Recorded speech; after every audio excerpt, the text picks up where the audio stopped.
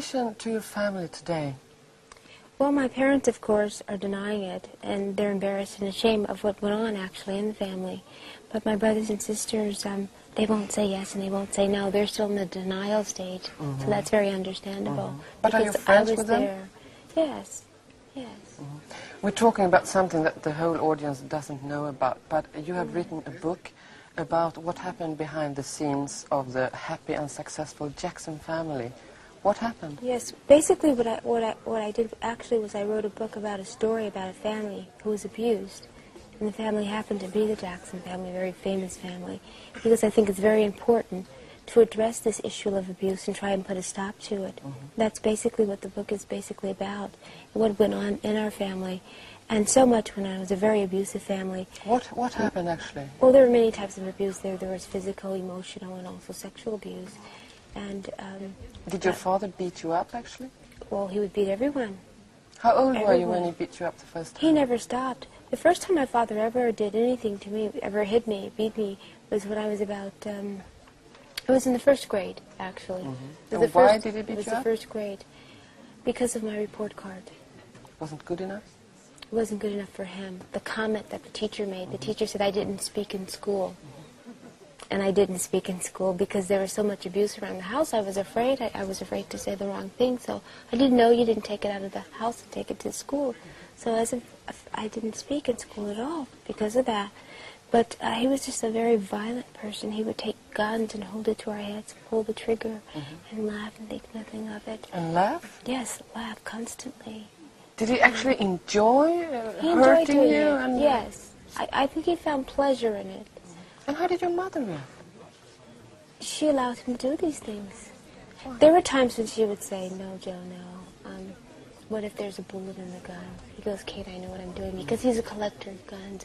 He would always just pull it to your head and pull the trigger constantly. He would do this all the time. And he would take matches and burn our toes with it while we were asleep. And, you know, you wake up and your toes are burning. You feel the sensation of burning fire on your toes. And you can't do anything about it because he's your father and you're afraid that he's going to hit you if you say no, stop, or whatever. So you have to sit there and take the pain. You look down and he's laughing. He thinks it's funny. And lots of things he did. Whatever mood he was in, he'd come and take it out on us. Michael had a very bad habit of sucking his finger, you know. My father would get enjoyment out of sticking it in cayenne pepper and making him suck it after that. Okay, now you want to suck your finger here, you suck it. You just constantly dip it in pepper, hot pepper. But how come all these horrible things happened and still you could smile, you could act, you were 9 kids, you were the Jackson 5 famous, happy. How did it go together?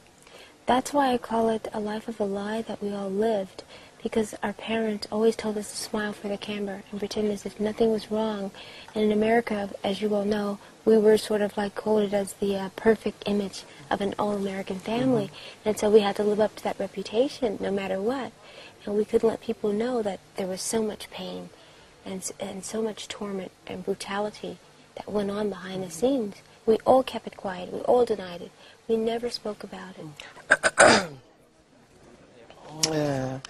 Why doesn't any one of your siblings support you now when you reveal the truth about your family? Because it's something that you keep quiet. It's a stage that you go through, a denial stage. You have to remember that you're dealing with a dysfunctional family. And a family like this will not speak out. I didn't speak out. I was asked this question so many times. Was there abuse in my family? And I would deny it because I think other people saw through it. There are some people at certain companies that work with us, and they saw certain things that happened. But you deny it. You pretend like it didn't happen because you're embarrassed. You're ashamed. So you say no. A couple of years ago, you posed in Playboy, and that was a very big thing to do for someone who was a Jehovah's Witness. Yes. And you really rebelled against your parents. And now you did it again. Yes, you I did. posed again. Yes. How come? Why did you do it this time? The first time I did it, my mother called me and said, "As long as you live, don't you ever do that. I'll never speak to you." That was 3 years ago. And I would call her constantly, and she'd hang the phone up in my face. And I said, that control is still there, still dominating my life, still controlling me, telling me what to do. This was my punishment for posing, not speaking to me. So I said, okay, fine. She's punished me enough. I'm going to do it again to show her I don't care. So you did it just to rebel against your mother? Yes, to let her know. It doesn't matter what you say. You wrote this very, very serious book, and at the same time you post in Playboy and you promote an album, Sex Box. Do you understand that people think that it's all a kind of promotion? Yeah, probably, yes, I can understand that, but it wasn't intended that way, though. The book is the most important thing, of course, that I've done, because it's an issue to address child abuse, to try to bring an end to it or curb it, to get rid of this problem. However, contractually, I was obligated and obliged to do a record, and the record company had me stop my promotion and come over here and promote my record. So you don't really want to promote your record, you want to promote your book. Well, the record's nice, don't get me wrong. It's a very nice record, I like it very much, but I was in the process of promoting my book and working on the book, but if the company says you have a contract with us and you have to promote it, that's what you have. Well, you know about contracts, that's what you have to do. It's a very tough business. Yes, it's like, why now? But you have to do it. So who do you trust? No one. Not a single person in the world? No, no one. Do you think you will ever trust anyone? I don't know. I've never trusted anyone, and I think it's probably because of my background or the way I was raised.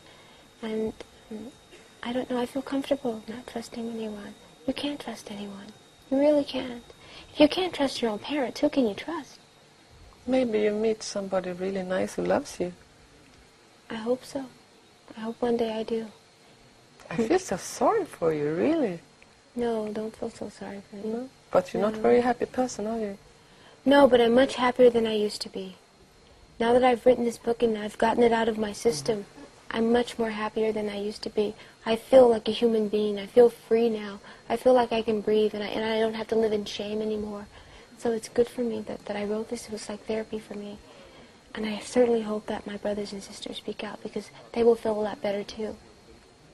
Okay, I understand. I just want to ask something more, because tonight in the show we're speaking about another subject. You write in the book that your brother Michael, he made cosmetic surgery because he had a lot of pimples when he was a teenager.